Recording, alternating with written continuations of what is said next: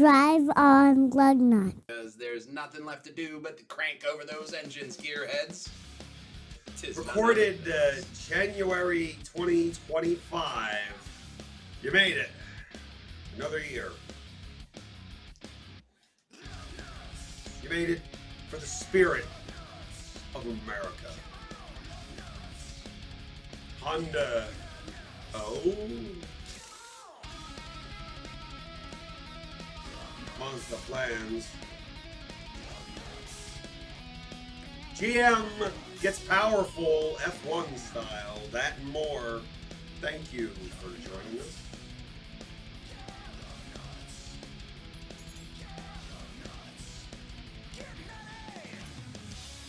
Enjoy the show. Drive on Lugnutz. Right on over here. Facebook.com/Lugnutz podcast. Spelled with a Z, because Reggie. And that's where you're going to find all of our polished, luggy, and nutty content coming up there, just like on our main mother website of PJANDWH.com. And that's where you're going to find all of our stuff, a lot like finding this first story. Ford has the Spirit of America edition. Oh. Lots of auto shows coming up. There's so Ford has been racing for a number of years, since 1964, and they're still going. With the first Tour de France, Mustang has been in it for a while. Mm-hmm. Spirit of America variant will debut 2025 Detroit Auto Show to celebrate motorsport heritage. Well, that's a beautiful sign of motorsport heritage as I move my head out of the way right there, because that's a beautiful Mustang. Yeah. Sales I like didn't the do stripes. too good for the Mustang in 2020. I like the Go Faster stripes. Oh yeah, the classic. All white with the red and blue down the center. It's at least like an extra 15 horsepower. So they borrowed the name from the jet-powered land speed record vehicle engineered by race legend Chris Breedlove. That him? Yeah, I would assume so. That's a jet-powered racer. Doesn't look like a Mustang to me. He died, unfortunately, 2023, but his legend endures with this 815-power supercharged V8 muscle car. Oh, yeah. Safely a muscle car. Spirit of America also comes with a performance pack, unique seats, black onyx upholstery, red, white, and blue accents, Victoria blue padded shifter. Mm-hmm. And you even just look down here. It's not a gigantic wall like Corvettes usually love to have. Mm-hmm. That classic, that's, this is the interior of a car. What do you need? Yeah, steering wheel. It's not a jet. It's shifter, still short throw shifter, might I add. Limited numbers of production starting at 300,000. I mean, the overall style of the car is very nice. I like the little LED headlights there, and overall looks nice and low to the ground, aerodynamic, nice and wide too. Oh yeah, fantastic. You get that and more with this first story. You mean next story? Sure. First story, next story. The first second story. Welcome to the first second story. If we had a commercial, we would put it right there. That's where it went. Okay. Ford has an upcoming preview of the EcoBoost. I know you're excited, right? Oh, everyone can't stop talking about that. All the guys down at the station are talking about is the EcoBoost. EcoBoost. Never felt very boosty to me, but they have a light camouflage on the Mustang RTR for ready to road. Well, that's great because I can't even see it. That camouflage is great. Yeah, it's very camouflaged. I think it'll stand out on the street. It kind of looks like the last Mustang we had, except this one has little glowing things in the grill. But it's probably not 300,000. But I might have put the price at the bottom. This one is not a V8. It's a 4-cylinder EcoBoost, 0 to 60 in 4.5 seconds, which isn't that bad, considering. Engineered with the help of Grit Mustang Tuning Company, RTR, which stands for Ready to Rock. Wow. Whoa. Yeah. It's... That's... ooh.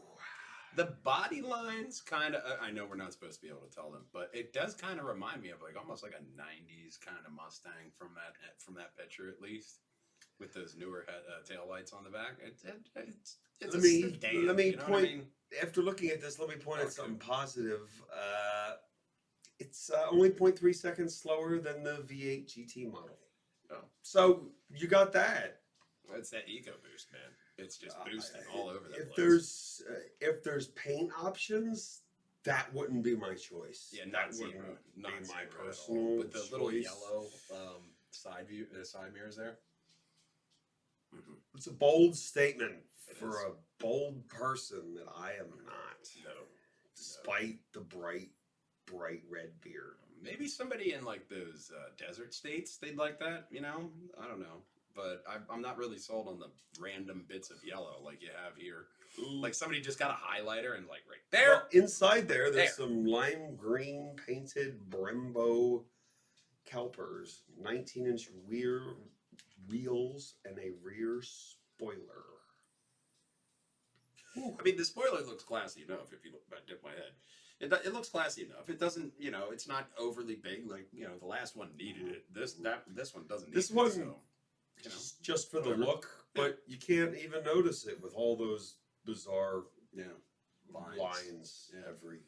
The weirdest part is right here with the almost random highlighter marks on the below the fender or the quarter panel there and right above it. Like, So that's when the designer, you see, when you're sleeping at the office, yeah, his arm. Oh no, that's supposed to be. that's part of the It's supposed to design. be there It's because part I of- was paying close attention. Yeah, part of the design. Yeah, I wasn't sleeping. Ignore the fact that it looks like my face. Okay, fine, we'll run with it.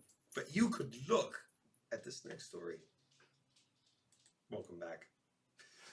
General Motors makes a big announcement. General Motors and TWG Motorsports have announced a new formation of a new company that will build powertrains for Cadillac F1 Project 2026. Okay. It's coming. Yeah, the Americans. They have a picture of O'Blens, the current director of the Motorsport Propulsion and Performance Team. Mm-hmm. Has more than 30 years of racing experience. Right. Testing is underway now. I mean, overall, I mean, why not? It looks okay. You know, it doesn't look horrible. It looks like an F1 car. You know, you got your halo there. Sure. Yeah, well, you know, it's all about, that's mostly the body work, but Yeah.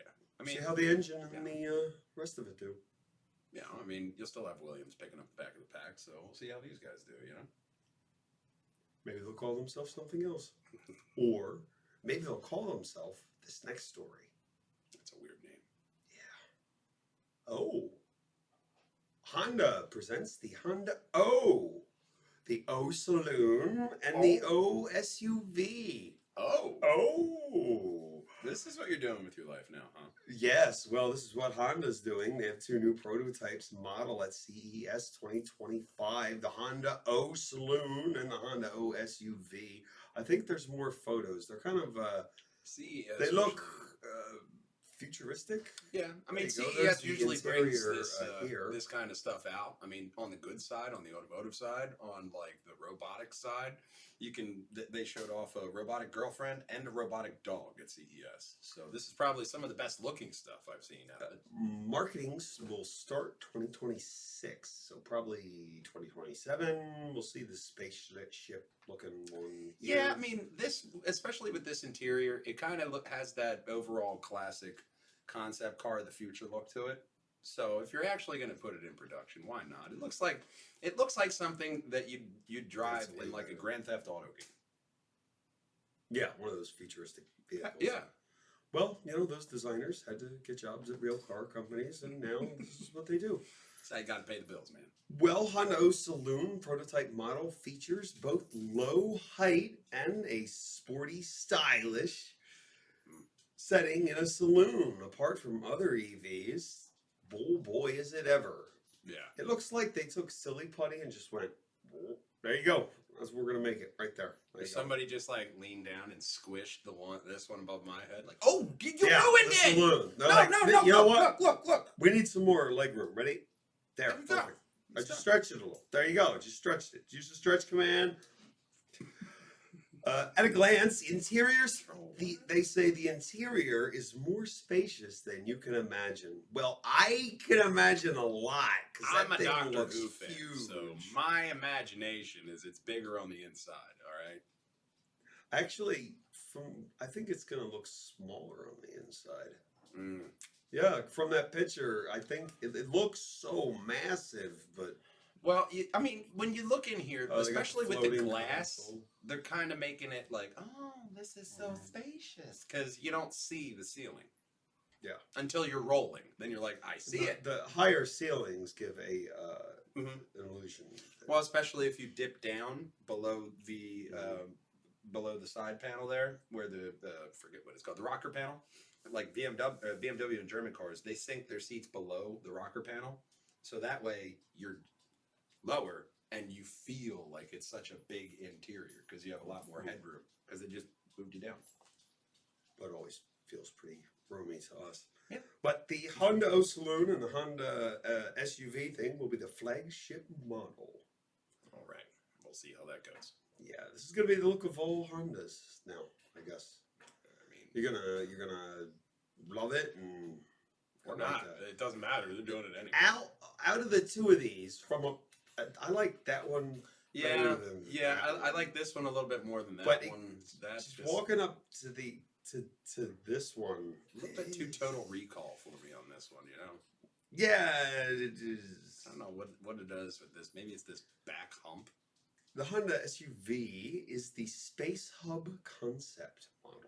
Oh, Well, la-di-da. It Space looks like an SUV. but I mean, the SUV doesn't look bad, but it's because it's an SUV. Yeah. Mid-size SUV, equipped with Asimo operating system, which is a humanoid robot capable of autonomous walking, developing, and part of fundamental technological research to help people and coexist in society. Honda has been developing robots since 1986, and they started with Asimo in 2000. Let's be honest, the Japanese people have been dreaming about robots since they developed anime. Yeah. They've been wanting robots since the end of World War II. James May took two for a walk on our man in Japan. Yeah, I mean they've been wanting robots for a while. They actually what they have on their railway systems, they have robots that are going to be fixing the railways. So it's just like 2 arms. I got it. So they're really going full bore in that robot future.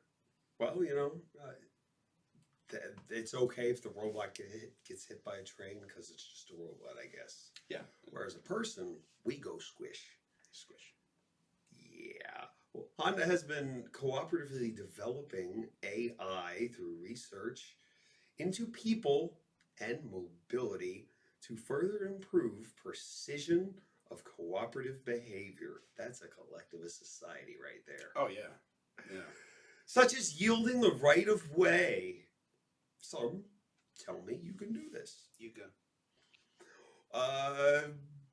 For better humanity, blah, blah, blah. It will have level 3 autonomous driving. Level 3, as a reminder, is driving the vehicle. Vehicle will be in charge, enabling the driver to do other tasks, like Elite Dangerous. Yeah, or whatever you want to do. Scrabble. Maybe you want to do the crossword puzzle in the morning. I don't know. That's your time. Yeah. At level 3, you're freed up for secondary tasks. Yeah, this is how driving is going to go, like way the horse. Mm-hmm. We'll be doing a podcast while we're driving. That's gonna be. Oh, you drive? Oh, you're one of those. Yeah. Or like in the Will Smith movie, I, Robot. This is driving in manual. Yeah. In manual. Yeah. What's wrong with him? There's lots of things wrong with lots of things, but we'll reveal next. There's lots of good stories. This is one we're covering this week. Mazda reveals their plans for the future. Mazda's been going on about what they're going to do in the electric future with the, so far we've only heard the booster, the rotary engine, which was nice. They plan to build a module pack in Japan for a cylindrical lithium-ion battery cell using Panasonic battery cells to produce EV battery packs. Okay, so they're just making it like a AA battery, but bigger? They'll use a 10 GWh, 10 gigawatt annual capacity for at the facility. Right. That's something I rarely see. Yeah. They're steadily preparing for electrification in 2030. First phase is using existing technology that Mazda introduced, the hybrid and the EV. The second phase will be the dedicated EV in China. Okay. Such a large market. The third phase will be the full-fledged launch of the EV battery in 2030. So, okay. Till then, a lot of so they got a 10-year plan. All electric models will get a 372-mile range and fast charge from 30 to 80 in 15 minutes. Oh, that's not bad. Under ideal conditions. Well, yeah, I mean, get prepared in the cold. Yeah. Well, it might be cold, but you could always go over to our internet face things, wherever they are. We want you to hop on over to our main website, facebook.com/Lugnutz podcast, and our mother page of PJandwh.com. That's where you're going to find all the Luggy and Nutty podcasts that we put out every single week. And, of course, it doesn't matter if you drive a Honda or a Ford, because nothing rolls without Lugnutz. We'll see you next week, gang. Until then, drive on! No honorable mentions this week. No, just Link Park. Yep. Earning his end credits. Thank the you new for year. listening, watching, vote. See if he keeps on to it. Maybe next week. Go over to facebook.com/the time capsule and follow my new movie that we are filming this year. Time Capsule on Facebook, where you can find all the updated information. And of course, until next time, we love you, we miss you, and we want you to drive on, Lugnutz. Bye-bye. I know. Indeed. Drive on Lugnutz.